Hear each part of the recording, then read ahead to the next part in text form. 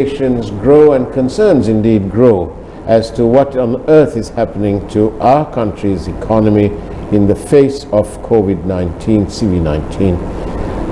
And as public concern grows, Newsfirst, as always, is bringing you various discussions and debates on how the best way forward could be.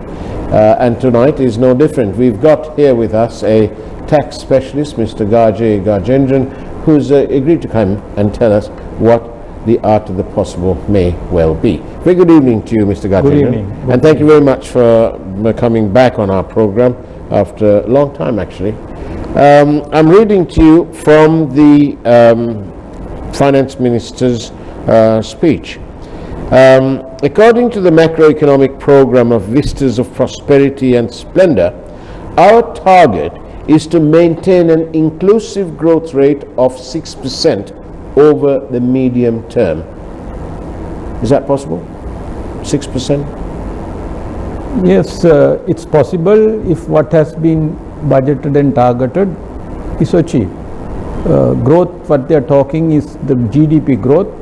So if the public consumption is maintained at the required level, the private consumption is maintained at the required level, if investments come in as expected, and if there is exports, there is growth in exports, and if we can manage imports, you get the product for gross GDP, and if you achieve those numbers what we are speaking of, then there can be 6% growth.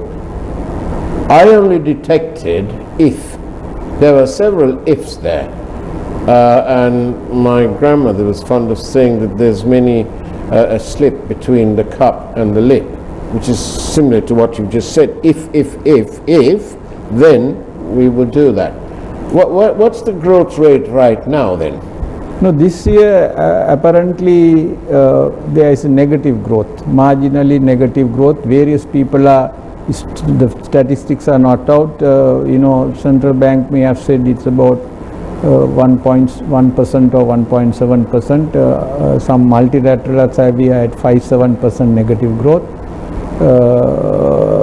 So this is a tough year, 2020. It will be, because it's not like moving from 2 to 6 or 3 to 6 or 4 to 6. It's from minus 0 to a plus point of 6. So it's actually, the growth will have to be over 6%. They are saying this is over a period of time. Yes, over medium term. Well, what is the medium term maybe in finance? I think it's 3 to 5 years. 3 to 5 years to the end of this president's term. Yeah. Priority should be given to the maintenance price stability, facilitating an annual inflation rate of about 5%, resulting in the control of cost of living, stable interest and exchange rates, tax policy, banking and financial services. Is this all possible? You have to be optimistic. If it is not possible, they wouldn't have mentioned it. But the question is whether it is probable. Is it? Again, unlike before in various other things, if we took, I'm not fond of saying this, but I have said it, and that is, if you cast your mind back to 1983 and the riots and so on, and what happened to the Capital Maharaja group then, and our re-emergence was made possible obviously because the tenacity and resilience of our chairman and his team. The other side was that we had a pretty good shaped economy, and world economy too was in good shape. Now it's not that. Everything's down right now, including the world economy, our economy, everything. So how do companies survive? That's true, because we have burnt our candle from all sides. Because we had the political crisis at one stage, in, the 52-day famous crisis. Then you had the terror crisis. Then we have the COVID, now the health crisis. Right. And also the economic crisis. We don't, most of the, only maybe Sri Lanka, I don't know whether any other countries have all these four chaos hitting us almost at the same time. So it's a tough call for Sri Lanka. It's a resilient society, so hopeful, and we have to be optimistic. And what should the public be doing? What should small and medium enterprises be doing? At the moment, I think all public and the businesses should be flexible, adaptable, and they have to be innovative to survive the next 3 to 6 months. But we have state-owned enterprises that are routinely making huge losses. Yeah. Primarily because they are not bottom line driven. They don't see a requirement for a bottom line requirement. They seem to think that this is some political game. And so you have institutions like, for example, Sri Lankan Airlines, which is certainly cannot be described as lean and mean. It's far from being lean and mean. They're top heavy, meaning they've got far more employees. When you compare Sri Lankan Airlines as a traditional carrier, an airline carrier with say BA or any other, even in the region, they've simply got too many employees per seat. That's the bottom line. And there's a limit to how much the government can keep doling out from the treasury, whether it is in the form of bonds or whatever. So, like Sri Lankan Airlines, there are scores of other state-owned enterprises that are top-heavy. Is it time now for them to become more bottom-line orientated and run those businesses as businesses and retrench? What do you do? Basically, the public has nothing to do with these enterprises. Right.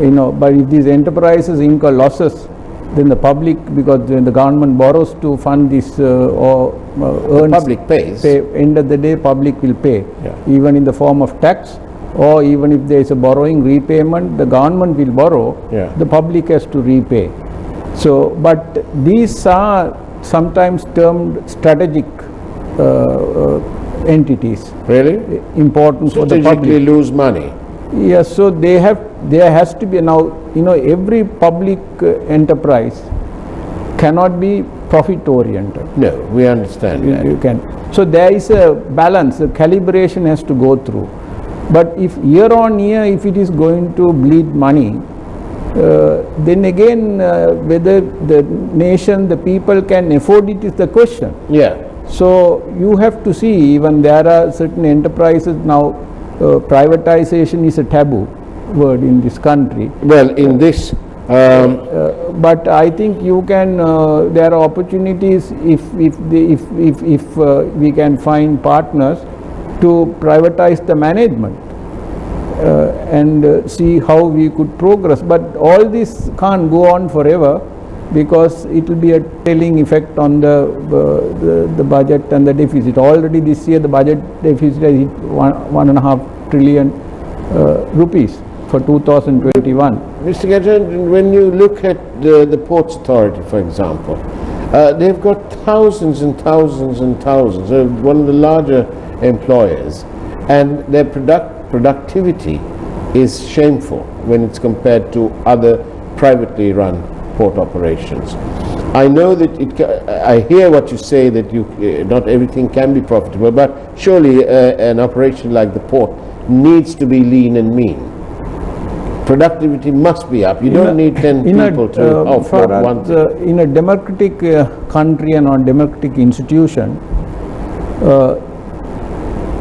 ordinary people are expected to perform extraordinary functions. And if the ordinary people fail, not only the institution, even democracy can be challenged. But the fundamental core for ordinary people to perform extraordinary function, there are two factors to my mind: honesty and critical intelligence. Honesty and critical intelligence. Critical intelligence. Competence, dexterity, right? Both has to be there. Both has to be there. Honesty means it's not a virtue. It's not a human virtue. It's a minimum requirement for human bilateral or multilateral relationship. Mm-hmm. So, especially especially people who are leading the institution, public institution, Yes. who are, leading the lives and livelihoods of other people. Right now, modern term is fit and proper people should be there in all these public institutions and public interest entities. So, if these two factors are not there, right, it's going to be challenging. Integrity seems to be at an all-time low, as when we examine the record of corruption and inaction on the part of successive governments in our country. I have hardly read or heard about substantial collections being made from the proceeds of crime, from the proceeds of corruption, from the proceeds of departures of due process. And then it's annoying, to say the least, and certainly a big letdown when we see the government scratching their heads and virtually scratching at the bottom of the barrel, looking for pennies and cents and dollars to fund our country, when the proceeds of crime and the proceeds of corruption, the proceeds of the abuse of due process can actually fund a huge chunk of the government's money requirements. And as a professional man, and you are a tax consultant, you must surely sit down and have a look at it and think, you must be doing that.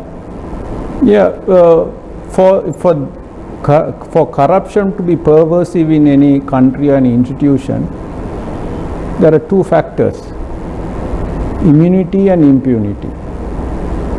If there is high probability that you do a crime and you won't be caught, and if you are caught, if there is a high probability that you won't be punished, that is impunity, then it will go on. Well, I think you're absolutely spot on, because if you cast your mind back to 2011-12, I even had messages today from members of the public who lost an awful lot of money. They're small time, but they're members of the public, who lost money in the infamous pumping and dumping of on the stock exchange. A select group of people made money. Obviously they did, but a vast number of the general public lost money. It's no good SEC or the Minister of Finance or the Governor of the Central Bank or whoever it is. It's no good them saying, oh well, the stocks can go up and the price can go up and go down. Then advertise that fact very prominently in all your advertisements. Train your people to sell that part too when you're encouraging somebody, an unsuspecting chappie, who looks at the share price that's 10 rupees and suddenly gone up to 700 rupees, or even in one case over 1,000 rupees, then it would be fair. But it's not fair. One Prime Minister came to the well of the Parliament and he said, oh, there's all this corruption and so on and so forth in the previous government, and he didn't do anything about it. Then this corruption happened under him, nothing.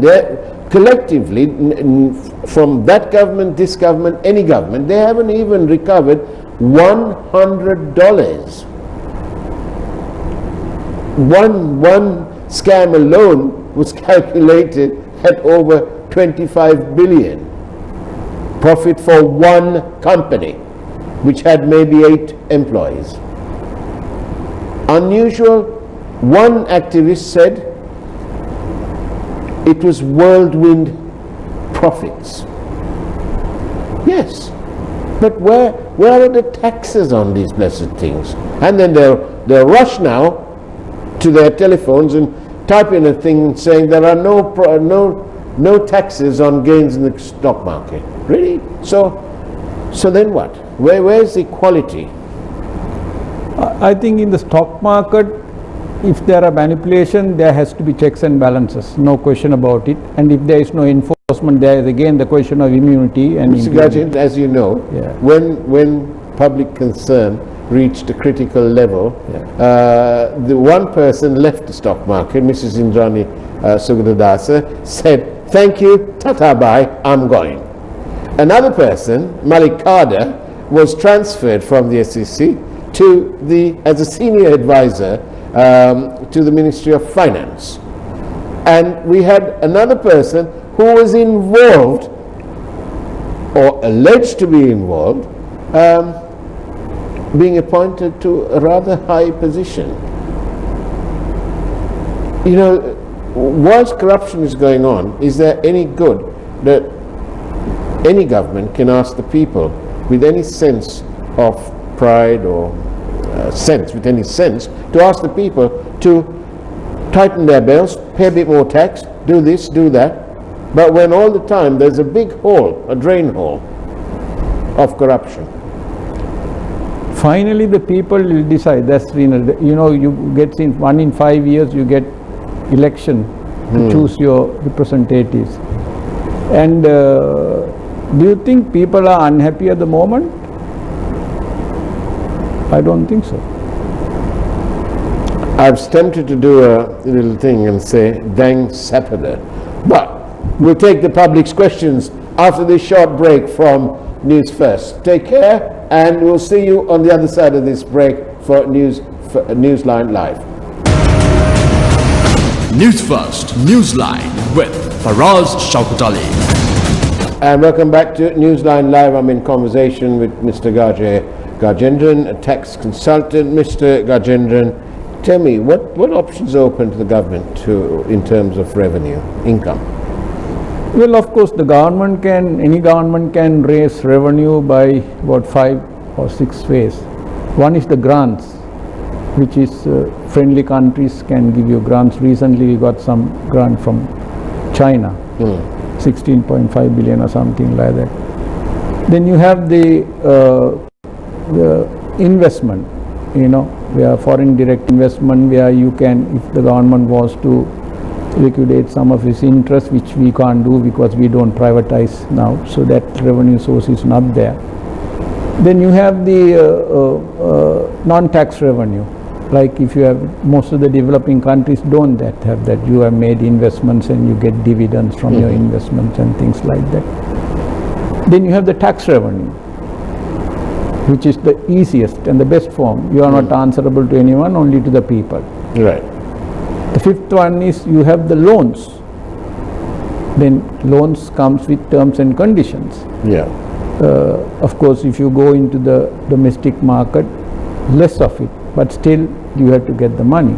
Yeah. And if you don't find all these things, the worst, deadliest thing is to print money or quantitative easing. You know, that's the last thing that any government should do, where you print more than the value of the goods and services what you have, more than your wealth.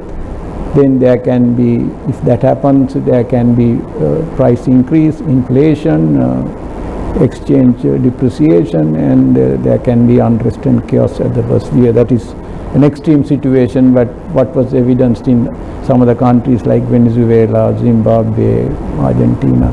You know, that's a different extreme situation. They say that this government have printed money of about 1.6 trillion so far. No, printing money is not an offense. You know, no, it's not an offense. If it is not substantiated by the goods and services which is not matched, because when the country grows, when the production to grow, you have it has to have is a medium of exchange, the value of the currency. So if you can sustain your value of your greenback or your currency, then it is nothing wrong in printing money. But if you expand more than what is required, that is the problem, because to meet your shortfall. And several questions basically around the same thing. I'll take this one. Most countries are reporting negative growth, so how do you think Sri Lanka will report 6% growth? Yeah, so that's again what has been projected, you have to achieve. If you don't achieve, you so you must go out with a positive mindset. Yeah, I think one redeeming feature now is that in Parliament you have some new faces. Some professionals are there. Right. So if they walk the talk, and some of them are very confident and optimistic they are going to walk the talk, you must give them a chance and see, maybe 1 year's time, 2 years' time. What kind of investment will be possible in this situation, and who do you think will invest? And what is the attraction for investment? For us now, basically wealth has been destroyed. No? COVID has destroyed wealth world over. Yeah. Instantly overnight, wealth has been destroyed. Yeah.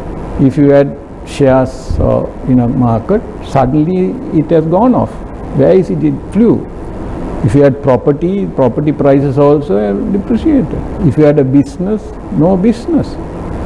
So mobilizing money's funds, because there is no excess capital, people are, many of the businesses, other than very few in this, even in this country, the business that is okay compared to the pre-COVID situation, maybe exports. Some of the exports where they are still buying in the niche markets, they are still selling, buying it. But some have been badly affected. Mm-hmm. Then you have the tea, which is fetching good prices. And it's rather robust. Yeah, robust. Then you have the retail sector in Sri Lanka. You have pharmaceuticals. So there is limited scope. Even technology companies have been badly hit. So it's a game of survival for the next 3 months, 6 months till a vaccine is in the market. That is looking increasingly more hopeful. Hopeful. I believe we can be hopeful. Maybe by mid next year, we should be on course for something for the vaccine. There's a senior citizen who's bemoaning the fact that the interest rates have come down. Yeah, now interest rates, if interest rates are high, then it's against business. You become uncompetitive, your cost of production is there, you can't export, the interest is low, people who live on savings is an issue. For this only the government must have fiscal space, right? They have resources where when the need arises they can subsidize these people. Now every country world over you have subsidy program for people who are at the poverty line and below the poverty line. And even relief measures have been given because of COVID direct to people and even for businesses. But we don't have the fiscal space here to do that.